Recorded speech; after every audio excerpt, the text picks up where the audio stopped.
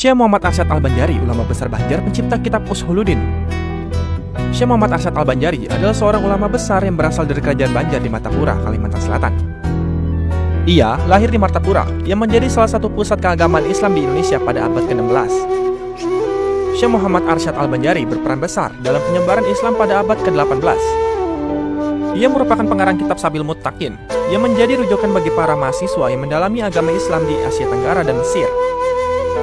Syekh Muhammad Arsyad Al-Banjari lahir di Martapura, Kalimantan Selatan pada 17 Maret 1710 Masehi atau 1222 Hijriah. Nama asli Syekh Muhammad Arsyad Al-Banjari adalah Syahid Jafar Al-Aidarus. Ia kemudian mendapatkan julukan Datuk Kalampian. Sejak kecil hingga dewasa, ia belajar agama Islam langsung dari keluarganya. Di samping itu, ia juga diberikan pelatihan membuat kaligrafi. Sekitar umur 30 tahun, Muhammad Arsyad Al-Banjari, ia melanjutkan pendidikannya ke Tanah Suci Mekah. Keinginan itu dikabulkan oleh pemerintah Kesultanan Banjar pada 1739. Muhammad Arsyad Al-Banjari berangkat ke Arab dan melakukan ibadah haji terlebih dahulu. Setelah itu, ia bermukim di Haramain selama beberapa tahun untuk menuntut ilmu agama Islam. Selama Muhammad Arsyad Al-Banjari belajar di Mekah, ia berguru langsung kepada beberapa guru besar, seperti Syekh Hasan bin Ahmad Al-Yamani, Syekh Ahmad bin Abdul Mu'min Ad-Damanhuri, Syekh Muhammad Murtada bin Muhammad Az-Zabidi, dan banyak guru mulia lainnya.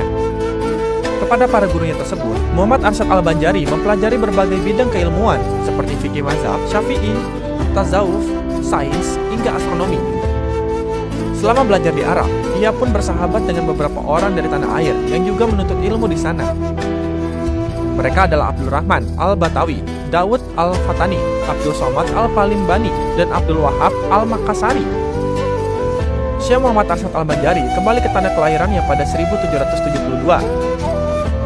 Kedatangannya disambut oleh Sultan Tahmidullah II yang saat itu memimpin Kesultanan Banjar.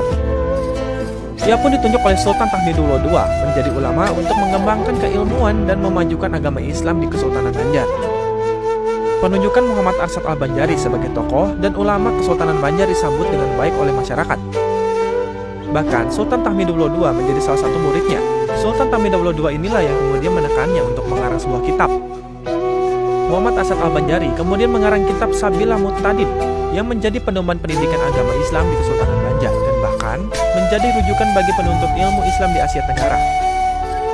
Selama menjadi ulama besar di Kesultanan Banjar, Syekh Muhammad Arsyad Al-Banjari berperan merevolusi metode pendidikan Islam. Ia membuka pusat pendidikan agama Islam atau sebuah pondok pesantren yang diberi nama Dalam Pagar. Pondok pesantren Dalam Pagar ini kemudian berkembang pesat dan menjadi sebuah perkampungan yang ramai untuk menuntut ilmu agama Islam kala itu. Banyak ulama-ulama di Banjar pada saat itu merupakan lulusan dari Dalam Pagar, pimpinan Muhammad Arsyad Al-Banjari. Selain menjadi ulama dan guru panutan di Kesultanan Banjar dan menulis kitab Sabil Muttaqin, ia juga aktif mengarang kitab-kitab lainnya. Berikut adalah kitab-kitab karangan dari Muhammad Arsyad Al-Banjari.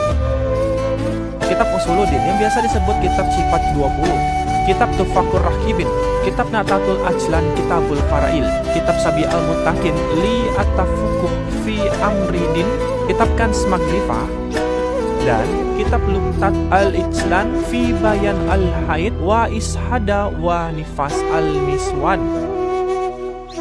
Setelah mengabdikan diri bagi perkembangan agama Islam dan kemajuan pendidikan di Kesultanan Banjar, Muhammad Arsyad Al-Banjari tutup usia pada tahun 1812 di usia 102 tahun. Meski sudah tiada, namanya terus dikenang sebagai ulama besar di Kalimantan.